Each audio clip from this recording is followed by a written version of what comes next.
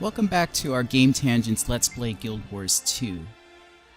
There's something here I wanted to point out a little bit. If you look at the bottom of the screen where it says Queensdale, there are some numbers. That's basically showing you how much of the world you've explored, all of the collectibles, and all of the hidden areas that you found.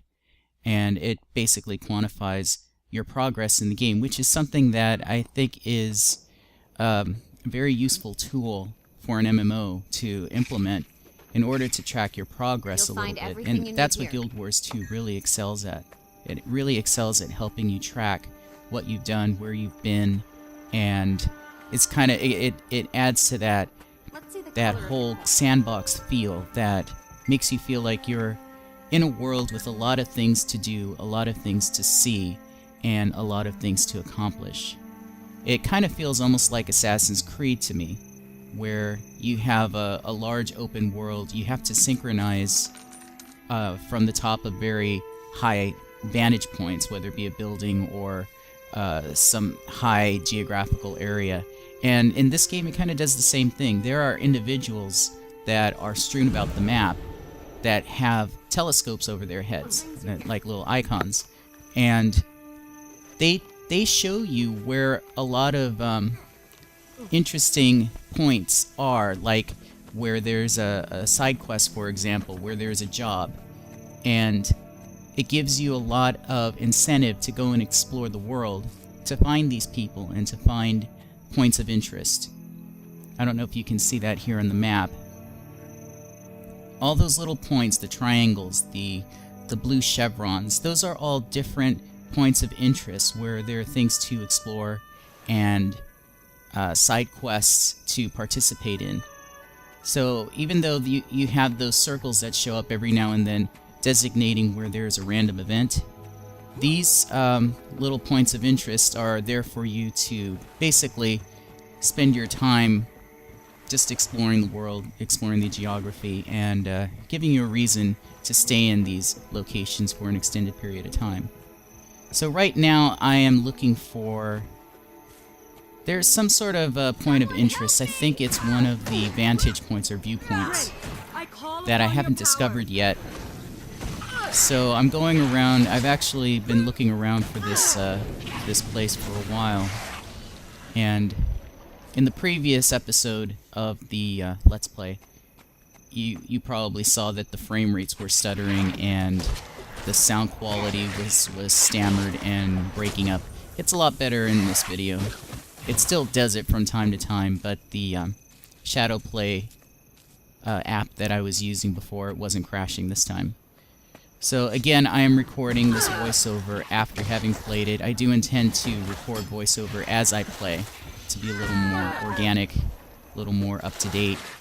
But yeah, I don't remember all the details of what I was doing as I traversed the land here, so it's kind of like watching it all for the first time again.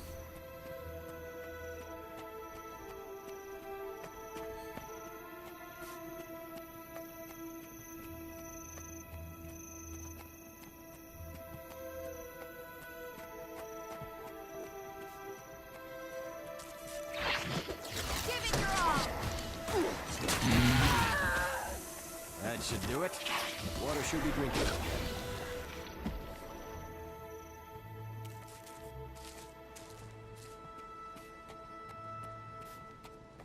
So if I had remembered from the very beginning of the game, one of the first quests you have is to clear out a cave of bandits. These bandits here are the scouts or the guards that surround the cave. I didn't realize that cave was there after a few months of having not played the game. And if I had, it would have made this whole quest here a lot easier. Still, even if you just go around randomly and just fight enemies that respawn around the terrain, it's still good experience. You still level up pretty quickly. And there are items, of course, like you see here. Most bodies leave loot, and some of it's useful, most of it's trash, but even trash can be treasure. It's converted to currency.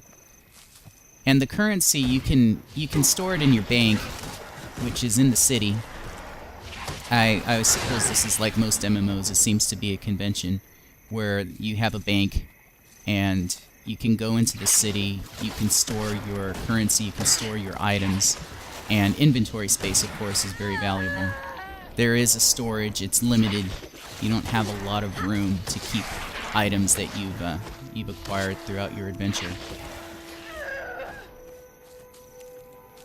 I'm sure that is one of the microtransactions in this game where you can purchase new items, or I should say spaces for your inventory.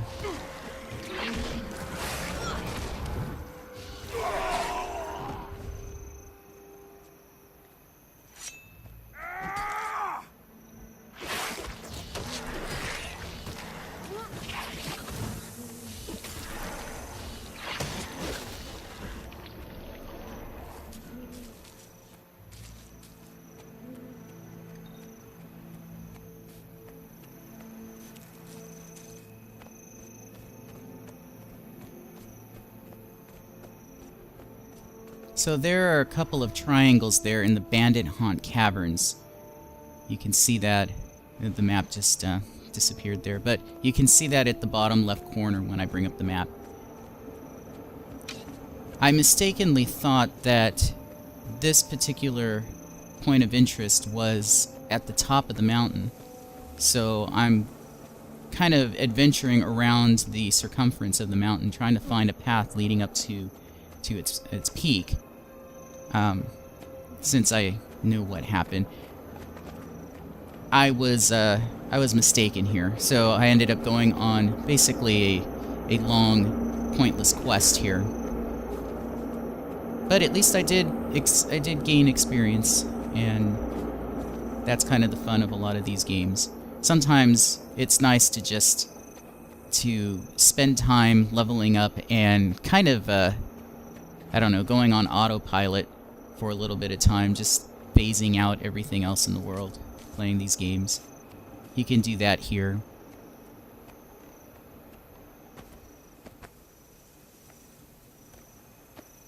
Can be relaxing from time to time. Can be boring also. I could see why a lot of people wouldn't like this kind of gameplay.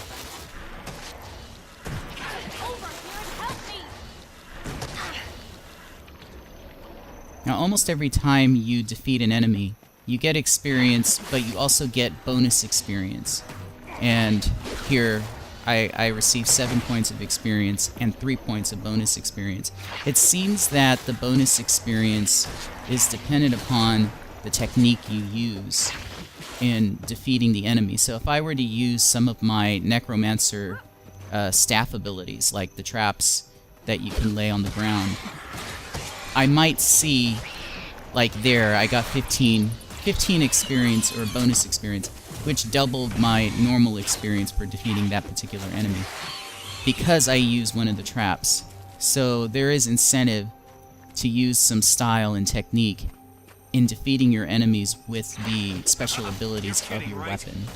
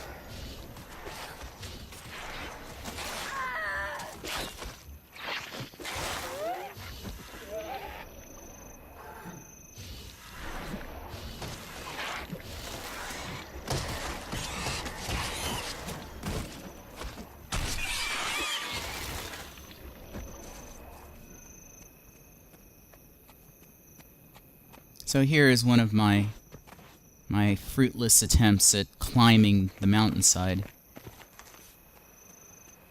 I find later that there aren't any paths going up. There is no way to get up there.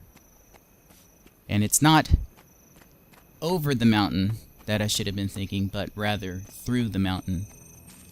Again, going back to that hideout for the bandits. If I had remembered that hideout existed, this would have been a lot easier of a trek. A lot of these viewpoints, all these points of interest that you see on the map, yield a nice bonus experience. So they're not all for nothing. It's not just to get a nice pretty view of the landscape. It's for experience, and the fights that you encounter along the way also help to boost your experience as well. As you can see, I'm fighting all of these creatures, all of these bandits, and getting quite a bit of experience for doing so.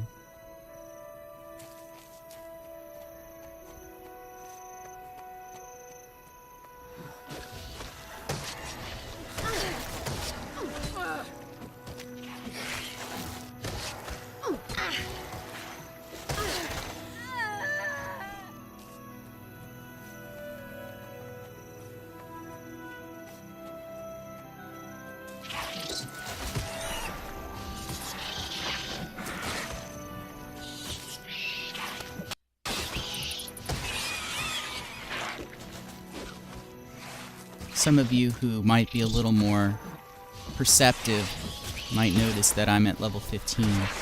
I did level grind a little bit before I started this video. Since the last video, I've done really nothing of consequence since, and it looks like the frame rate's stuttering here a little bit. It seems to do that when the recording reaches its end for the video. There is a limited amount of time that Shadowplay can record.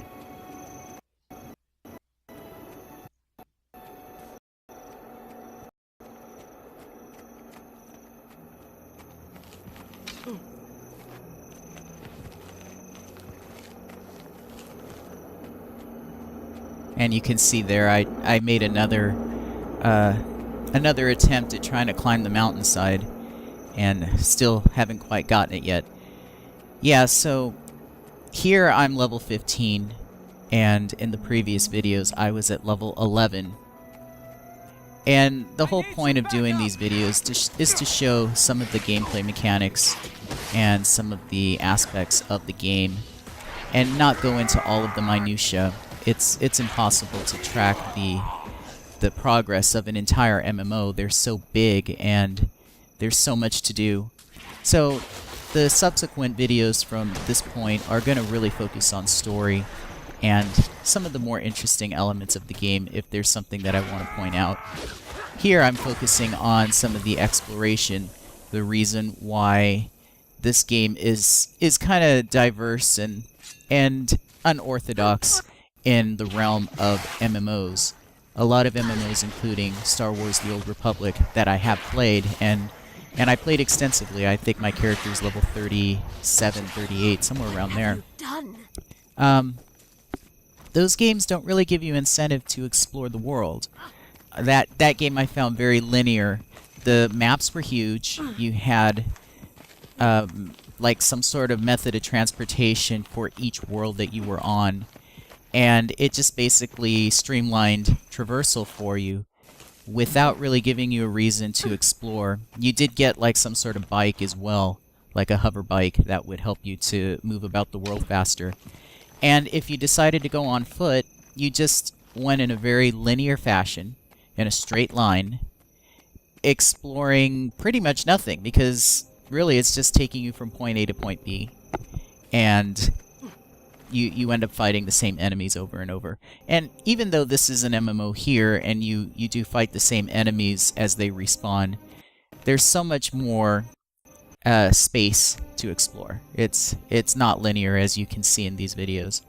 I'm exploring this mountainside. I'm going just about anywhere that I can see, anywhere that I can climb, and fighting the enemies that just happen to be there. Oh, I just slid down that hill. I remember that. I end up dying.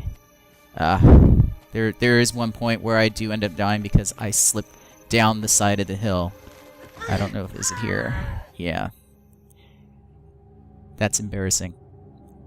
So, as you can see, it says return to waypoint. I mentioned in the previous video that when you respawn at spawn points. I know that almost sounds like a, like a obvious statement, but you spend money respawning at these various spawn points. These spawn points are also teleporters. You can teleport from one point to another at a very small fee. So it's usually about, at least at this point in the game, it's usually about 8 to 12 copper.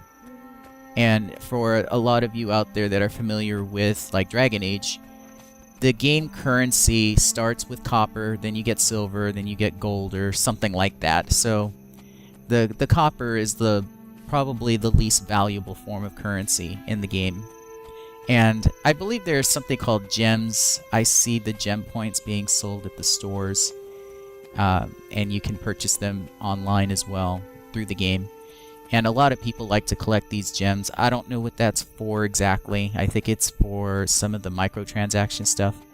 And I'm really not into that, so I probably won't explore those aspects of the game. But they are there. I think you can change the look of your character. And I don't know, maybe you need those things in order to expand your inventory space. So here I thought I was getting a little creative climbing this part of the mountain. I thought that there would be a path, but as you can see, I'm stuck. Well, not really stuck, but can't go any further. And in my boldness I did... Oh, see, every time you slide down, you take damage. So in my boldness I died, as you saw a few minutes ago.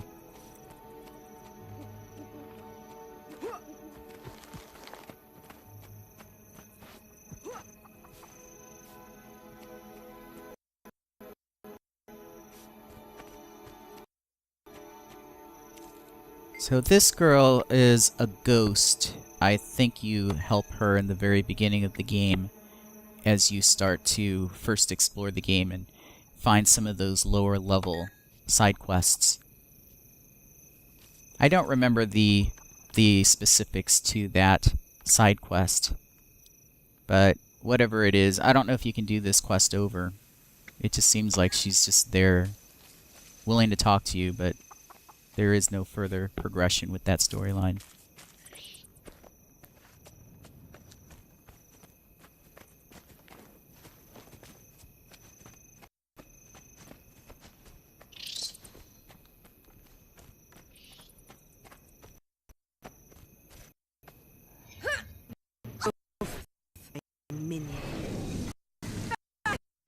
I call upon...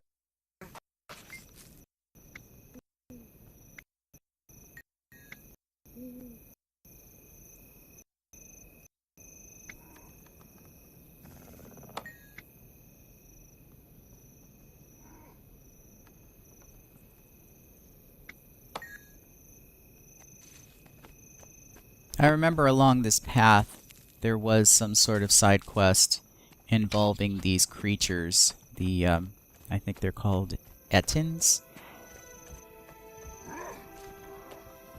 They're kind of simple-minded creatures.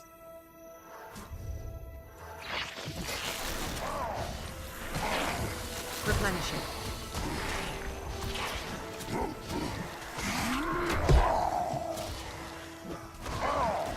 So as you can see, there are other people here fighting alongside me. All of this is random. I can stay in their company and benefit from the extra muscle. But here, I don't think I really am in any danger from these creatures unless I get surrounded.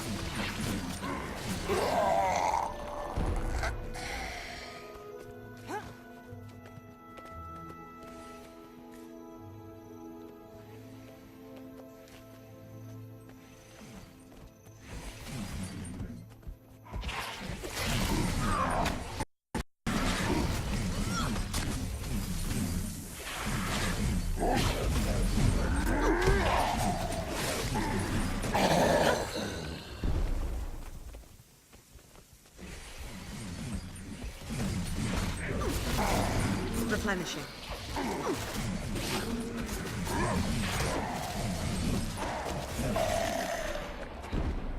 One thing I almost forgot to mention, you can see that I now have a third minion that is range. And it's a good thing because this particular minion doesn't seem to have a lot of hit points, so whenever it gets attacked, it dies pretty quickly. So as you level up in the game, you get points that you can then spend on skills, just like pretty much any other RPG. In particular, modern Western RPGs.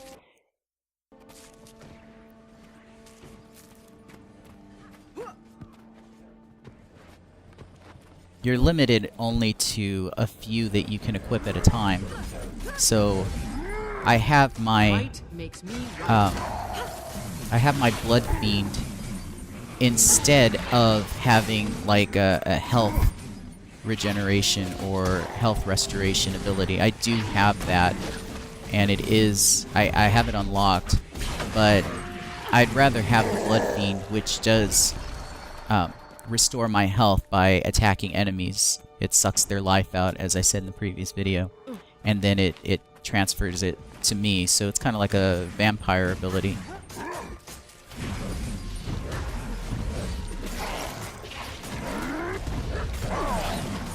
As I leveled up from level 11 to 15, I decided to unlock another minion. And it was a good thing I did, as the enemies have become a little bit more troublesome, and having a third minion is a big help.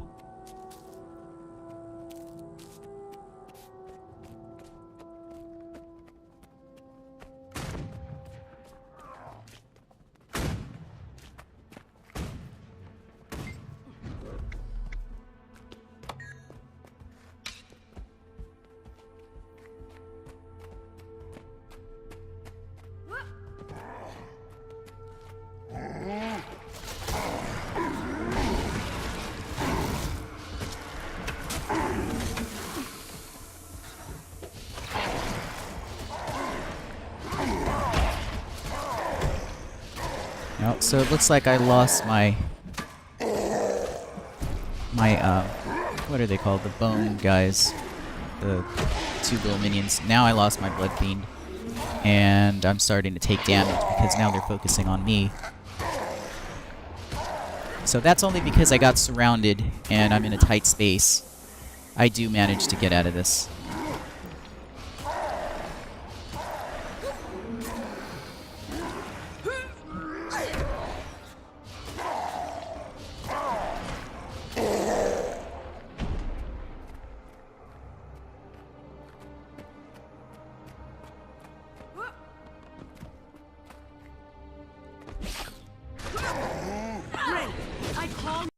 Go forth.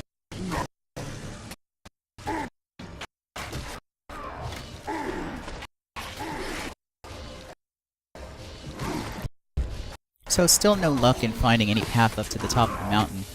Of course, that's because there is no such thing. But I don't know that yet.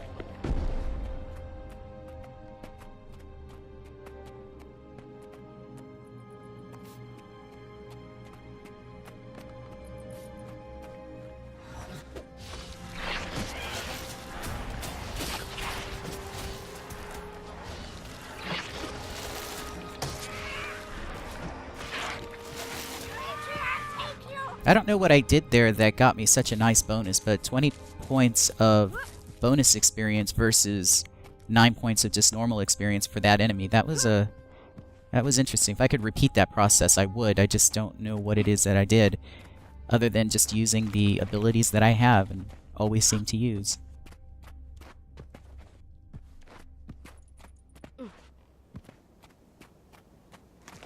So part of the reason why I suspect that there might be a path here, or some way to jump up to the top of the mountain, is because there are a lot of jumping puzzles in this game.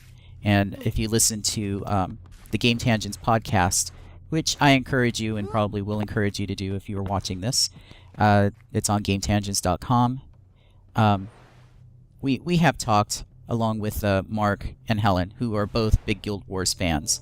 and they've played. I think they have maxed out characters in this game. There are a lot of jumping puzzles that test your hand-eye coordination using a keyboard and mouse. You can find them pretty much anywhere around the environment. A lot of the viewpoints that you see require a little bit of jumping here and there. There's one in the city where I had to try to find a way to jump onto a series of pillars that were in a circular formation. And I could barely find the one pillar that I had an actual opportunity to jump onto. It was kind of hidden behind a bunch of trees, a lot of foliage around the area. So you can see here there was just a little bit of stuttering still. It's just, I guess, a small little problem I have to deal with shadow play. Otherwise, these videos are a lot smoother than the first episode of this Let's Play series. And yeah, we're just running around.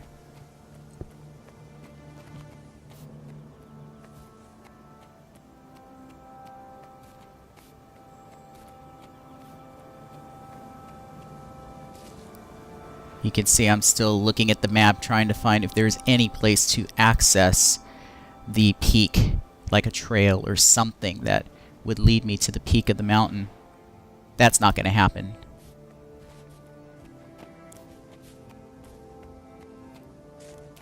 So rather than subject you to more pointless wandering, we'll leave it here. This is the end of Game Tangent's Let's Play Guild Wars 2 Episode 2, or Part 2.